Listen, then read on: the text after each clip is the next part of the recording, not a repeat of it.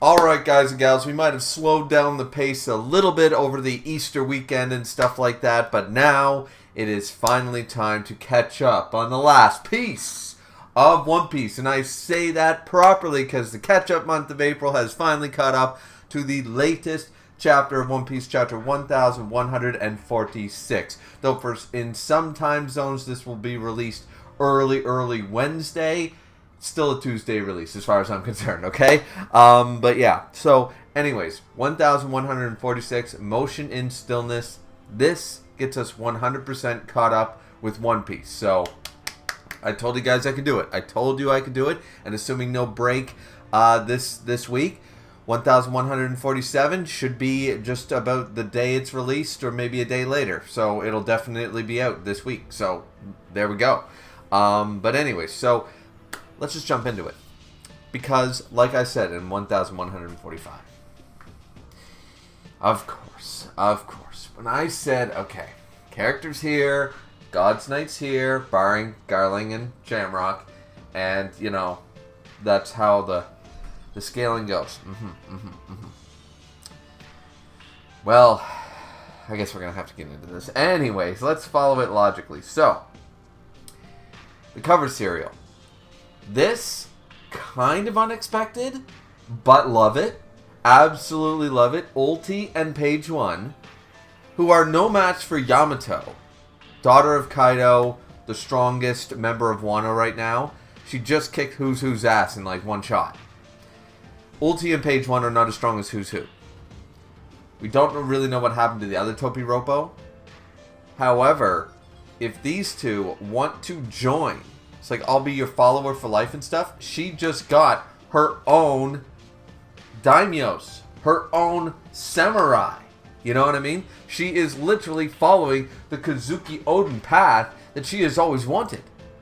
She now has people, as she travels the regions like Odin, she is now coming across powerful individuals who want to be her retainers. So, Yamato, the garden deity, while Momonosuke and Hiyori might be the king and the princess or whatever, the shogun, what have you, the leaders of the Wano country as the part of the family, Yamato is that right hand man, is that deity. You know what I mean? In more ways than one. This is the protector of Wano. Not to say that Momonosuke, coming into his own and stuff like that, that's fantastic. But I will say, and from that little nod to Momonosuke at the end of Wano, saying that this guy was no slouch either as a protector, but Yamato has his back. You know what I mean? So when Green Bull first invaded, that was the big thing. It's like, once the pirates leave and stuff like that, it's like, you don't just go and burn down a Yonko's flag for fun, because then that whole Yonko crew and their Grand Fleet comes at your ass. So, Green Bull was full of shit from that status. By that logic, the Admirals would have been attacking Shanks and Whitebeard territory for years. They didn't. They would have attacked Totland. They didn't. And they would have attacked Wano. And they didn't. So once again, Green Bull's like, the only thing stopping us was Kaido. No, it wasn't. Sorry, Green Bull. You're not only is your power scaling feats totally shit, but your actual words just are just dog trash too. Because this is excellent. Not only the fact that Yamato is now stepping in as the sort of the barrier that Green Bull was talking about between Momonosuke and stuff like that, having a version of Kaido's Devil Fruit, but Yamato conquers Haki, stuff like that. It spread that reputation, friends, and of course Wano is affiliated now with one of the Emperors of the Sea, plus fellow supernovas with billion-berry bounties. You're not going to just go at this one, and they know this. The world government has been aware of this, and, Green Bull, obviously, maybe he didn't report the fact that Shanks made him, piss his pants, but either way, Shanks said don't, and that was the end of that. So, but what I really like about this is that now with Ulti and Page One, because I believe this 100% are now officially on Yamato's side, now we have two of the former Topiropo, some of the top officers of a Yonko crew, following a powerful, pseudo member of the Yonko crew, but once again, daughter of Kaido, I mean, this is only good for Wano. I'd love to see that Wano is actually shaping back up into, not a powerhouse necessarily, but they haven't lost all their strength like Green Bull predicted, that Kaido was the only deterrent. It's like, no, we still have remnants of the Beast Pirates that made them strong, plus we have the lineage of Kaido still here. Like, you still don't want to attack us, you know what I mean? So I really like this addition to the cover serial because I did not expect this. Once again, Ulti is going to follow Yamato. Page 1 is obviously going to join. That's 2 of the Topiropo right there. I mean, I don't think Who's Who is going to bend the knee necessarily, but Black Maria maybe? I don't know why she would, but I'm just saying, like, this is not the only option, is all I'm trying to say. Now, alright, I've spent enough time, because I didn't want to talk about this. Okay. So, Gunko shows up, like the gunk that she is, all high and mighty, talking trash, talking shit, you know, calling me human, how dare you. And Brook and Jinbei are here. Now, this is not to discount Usopp and Nami, but Jinbei and Brook are here.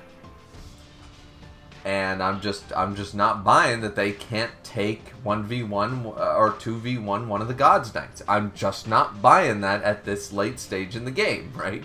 So, we are not human. We are gods. And it's like, okay, so you're like, and they actually mention Eneru, Enel. And it's hilarious, because it's Usopp who says it.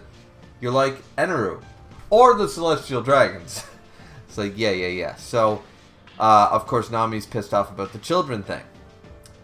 And everyone's like, okay, so yes, this was us. Hold your tongue, all these crazy things. Of course, Ripley and Frankie had no problem taking down that thundercloud thing, you know, dream and stuff like that. Like, there's not even a scratch on them. Frankie and Ripley just did their duty, and it was like, boom, yeah, you're dealt with. Bonnie and Lilith are literally just cheering in the background. No problems. But it's like, well, we will take them to the Holy Land via the appropriate route and stuff like that. And I was just like, wait a minute, what? And this is where Brooke is the one to bring up, like, I suspect that they are something, that they are the Holy Knights. And she confirms that they are Holy Knights. Now, why does Brooke know about the Holy Knights? And why did she immediately, like, there was a reaction panel from Book, you dare call me human, and looks at Brooke, and Brooke's like, huh? So what does Brooke have to do? These are subtle things, but I'm feeling like this is intentional.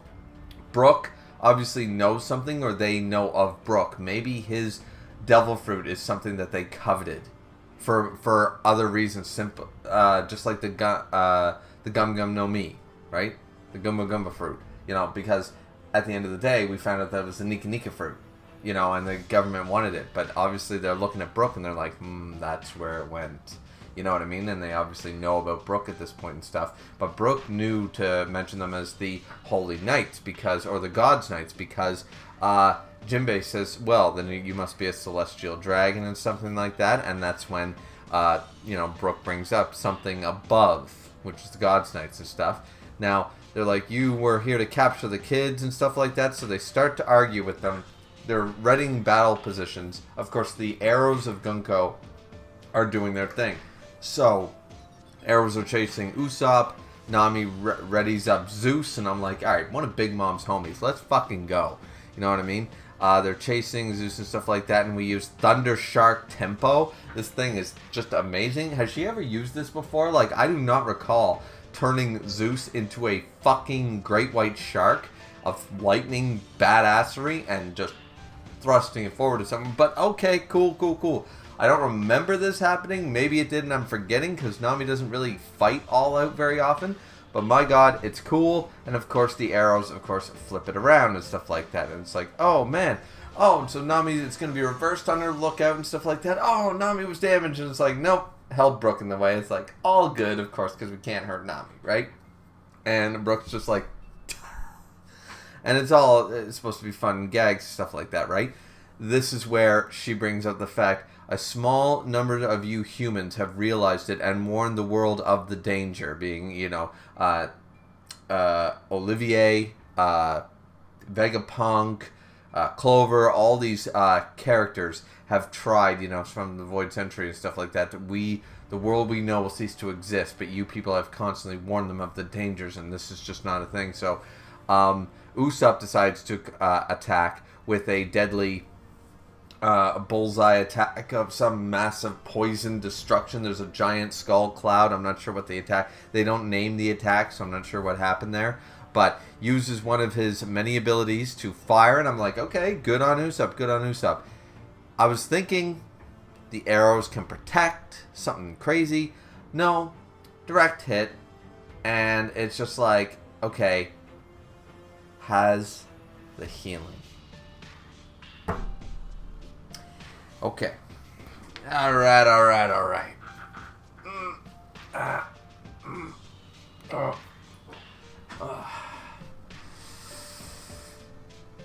Yeah. As Dragon Ball Z Abridged brought this up, that regeneration shit got really old. So, in Dragon Ball, one of the biggest problems, more so this was Z, in Dragon Ball Z, the last main villain got defeated multiple times pretty much, but had regeneration abilities. So you had to keep blasting, keep doing everything. Nope, I just keep coming back even stronger. And then the next villain, the pink bubblegum, also had regenerated abilities, was killed about 17 times during the entire arc. And here, I'm not saying that it's now become a trend or anything, but I do think that this takes away some of the badassery. I have a lot of problems with this. Number one is that this regeneration bullshit is where it's not unique, first and foremost, which I think is the point some of you will agree with me on more so than anything, is that the uniqueness of the regeneration stuff for Imu and the Gorosei has now been stripped. That unique regenerative, yes, they have these super crazy devil fruit, awakened devil fruit powers, hockey up the yin yang, blah blah blah, but they've got these regeneration abilities, these teleportation, this dark magic shit, like Full Metal Alchemist went to the dark side sort of idea, right? Okay, cool, unique to these powerhouses in the room of authority,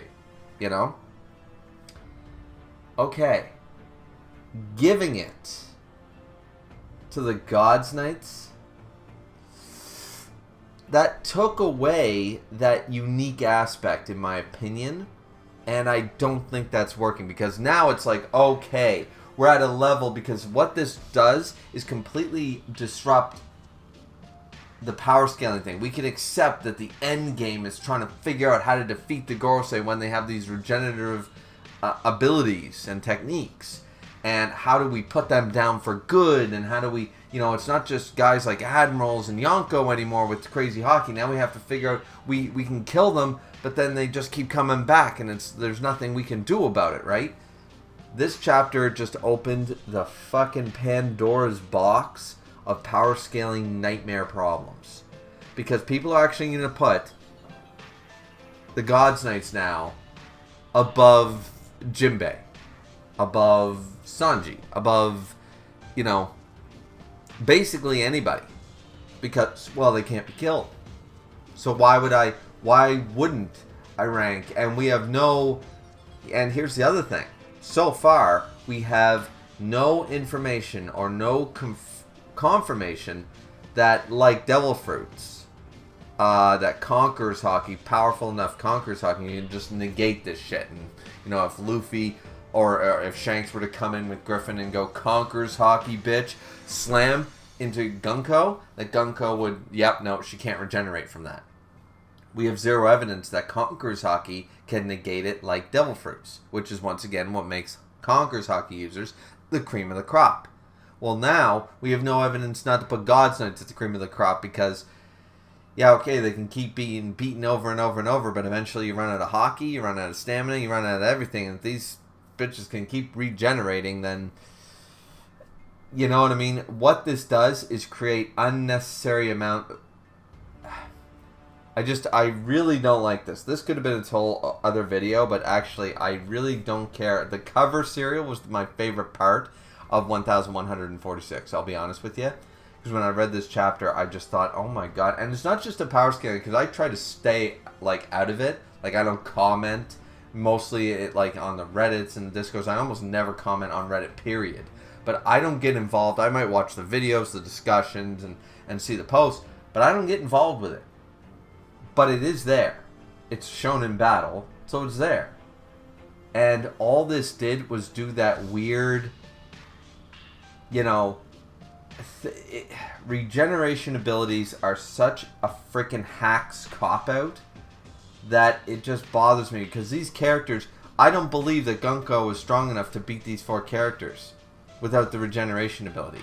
But now, she's going to be this top-tier dog. She's going to wipe the floor with this whole crew, which clearly, and once again, what the thing that people have been complaining about now is the gap keeps widening between the Straw Hats' 3 or 4 best fighters and everybody else. And now that gap is now widening even further where we can't take on a God's Knight. We have 4, by the way, the 3rd strongest or 4th strongest, I don't care which one you want to count them, but Jinbei is up there as one of the either the 4th or the 3rd strongest on the crew, period.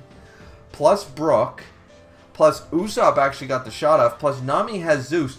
This should be, I'm not saying a cakewalk, but 4v1 against one God's Knight, not an Admiral, not a Gorosei, not one of the Yonko's top tier commanders, not Blackbeard. We have so many antagonists. Now we're going to introduce these other 12 people that we've never met before, and we're going to say, oh yeah, by the way, no one but Akainu and Shanks can take these guys. Like, oh, for fuck's sakes. Like, why did you do this? So, what I'm hoping is revealed is that there is heavy limitations to the regenerative. We need to find the big flaw with the regenerative abilities, obviously. There needs to be a heavy detriment somewhere that is revealed very, very soon. Because this just fucked everything, in my opinion. And I don't like it. And number 2 is the fact that at the end of the day, if that's not revealed, if there's not a heavy detriment to the regenerative ability at the very least, there has to be some type of toll for the God's Knights version. Because once again, you've taken away the uniqueness and what makes the Gorosei so dangerous and powerful, and you've just given it to 12 random characters, 8 of which we haven't even met yet.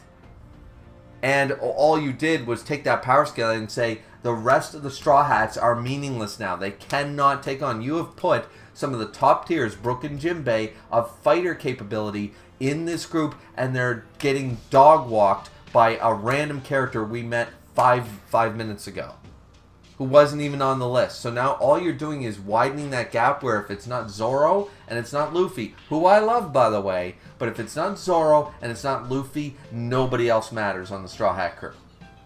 Like, nobody else is going to have a meaningful fight if we're introducing this crew and it's like, yeah, no, can't do it.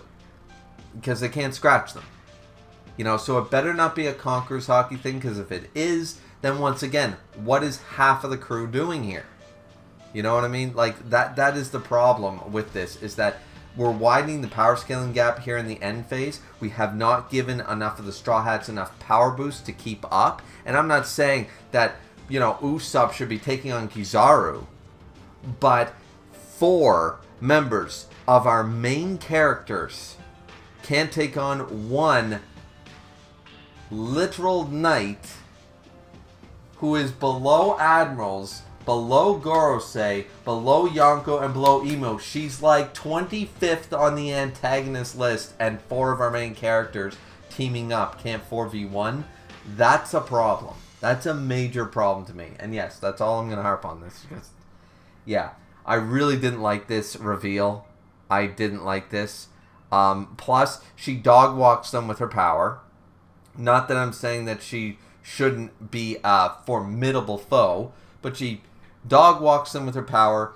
Jinbei's not able to keep up. No one's able to keep up. They keep smacking each other like it's a comedy fest and stuff like that. They're not able to even... Usopp got that one fair hit on her. Didn't do anything because she got the regenerative powers. We see Dory and Broggy just kicking ass like crazy. Loki and Luffy have eaten their fill off, sort of off-screen one panel.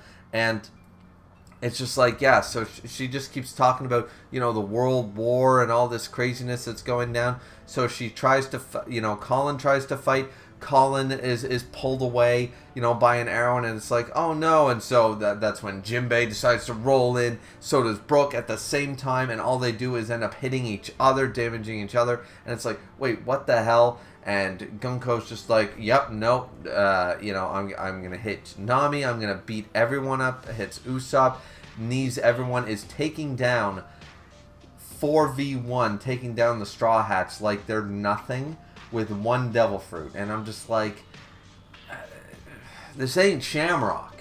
You know what I mean? This bothers me. This bothers me a lot because it means that the power gap is widening, that we will never see any of the Straw Hats. We have, how many? 10 main characters, and only 2 of them are ever going to be in a top 30 list ever again, Because now we got to put the 12 Gods Knights in this power scaling list above everyone if they can 4v1. Like, who else is going up there? You know what I mean? Like, so I really need to see some heavy limitations. I need to say, or even if we don't see that, or we should see that, I need to see Brook and Jinbei, especially Jinbei. Jinbei needs to prove, like, he just took down one of the top officers, the strongest of the Topiropo. He just took down. So, the 4th strongest on Kaido's crew, a Yonko crew, Jinbei took down. He is arguably the 4th strongest on another Yonko crew. So the 4th versus the 4th. Okay. Whatever, or 5th versus 4th. Either way, comparable, right? And he took him down. So, what are we saying? These God Knights are stronger than all the Yonko, so stronger than Katakuri, King, Ben Beckman, all these people and stuff like that. Like, it's just... I really don't like this power gap that they're trying to show these God Knights as a threat, and I understand that they are a threat, and I understand showcasing them as a threat with their powerful Devil Fruits, but giving them the regenerative abilities was just adding bullshit hacks for no good, and once again, it took away, yeah. Anyways, I don't care for it at all.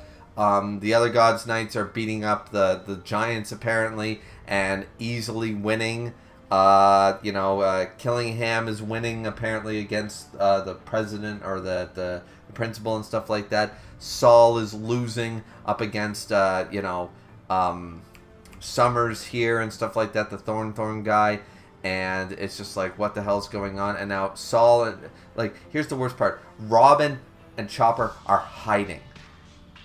Go Devil. Go fucking Monster Point. What is wrong with you? You are Yonkos. You are Yonko crews.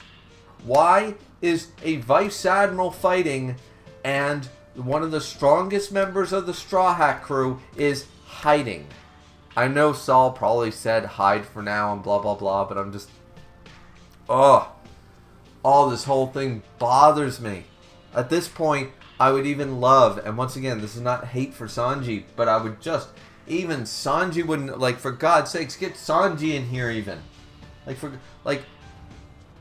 I'm just so disappointed in Brook and Jinbei's performance, and I'm very disappointed in Chopper and Robin trying to keep quiet and not let any of this happen. It's like, go out there and kick some ass. Ugh. Does this not bother anybody else? That Robin and Chopper are hiding while Saul's literally dying, and they're not doing shit to one, and then we also have, and all she's doing is cowering, and then we had a 4v1. Does none of this bother anyone just from a narrative perspective?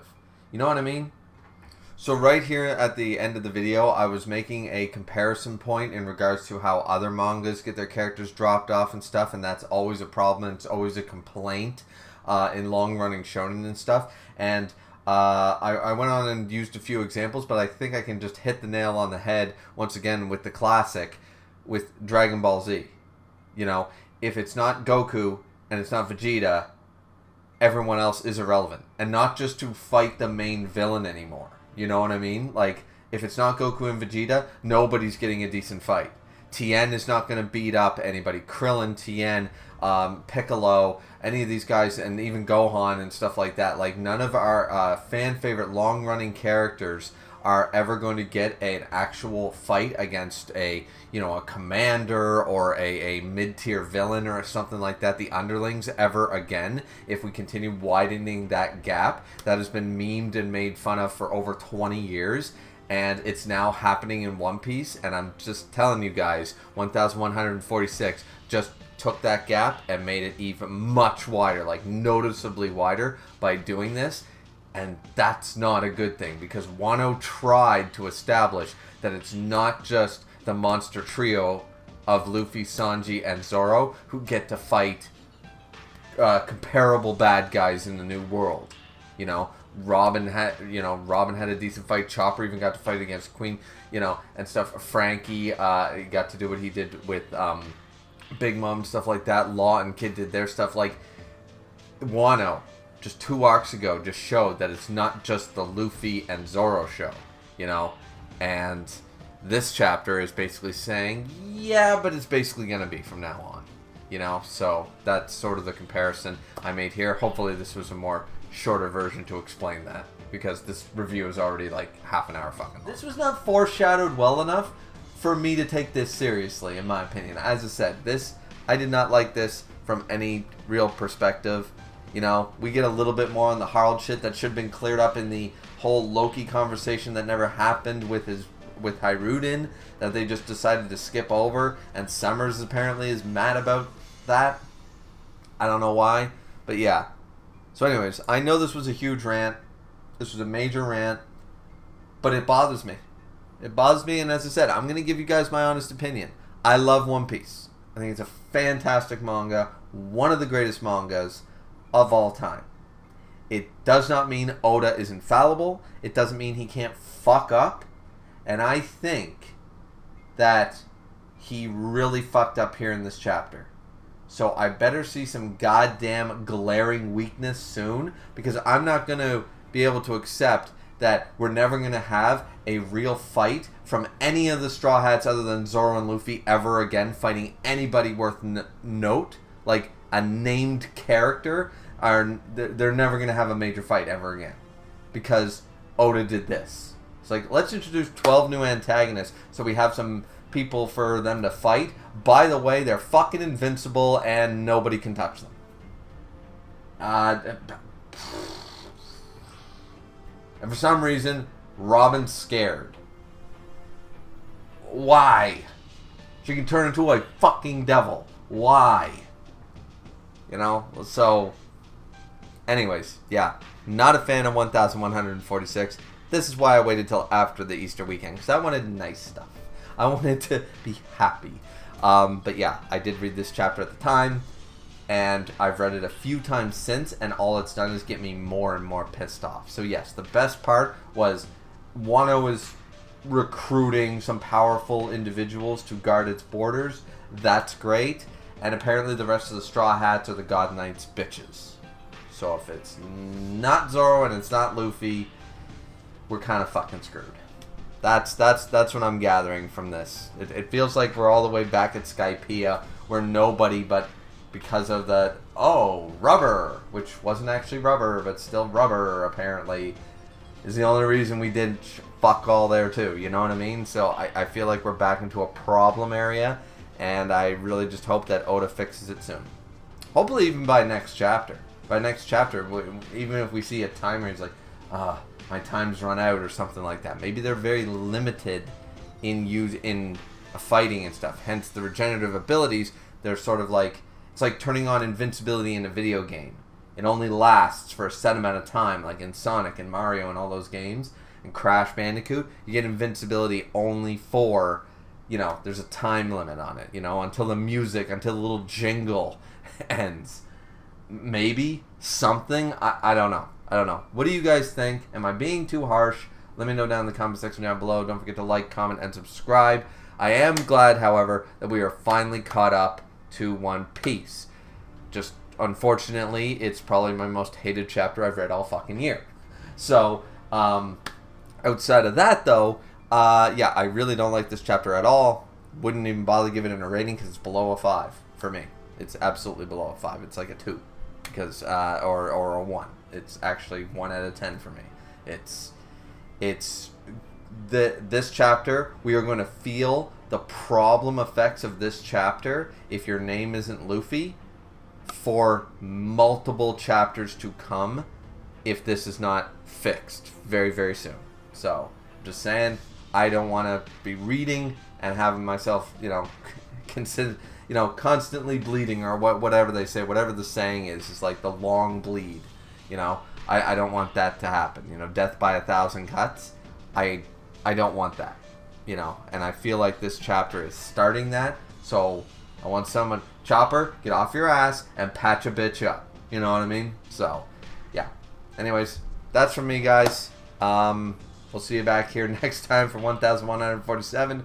Hopefully, we see a big comeback by Robin, by Chopper. I don't want them to be saved by Dorian Broggy and Scopper and Luffy and Zoro and stuff. No. I want them to pull up their goddamn pirate shorts and get some shit done.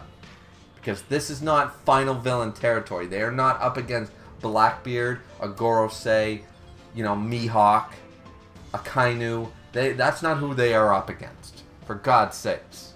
Literally. So, anyways. Alright, it from me. Yeah, this time for real. For real. Alright. See you guys back here next time. As I said, like, comment, and subscribe. And once again, if you fundamentally disagree with me, you can hit that dislike button. But I would appreciate if you guys would comment as to why I'm wrong about this, and give me examples onto how the rest of the Straw Hats can be boosted up without just randomly, you get Conquerors Hockey, you get Conquerors Hockey, everybody gets Conquerors Hockey, and that's the answer. Show me how this isn't a massive problem that's just creating the power vacuum even further. Let me know. Or is that not a problem for you? Let me know that too. Anyways, 1147 should be on time now that we're finally caught up with One Piece. But we're still in the catch-up month of April, so yeah. Anyways. My God, I cannot end this outro. Nope.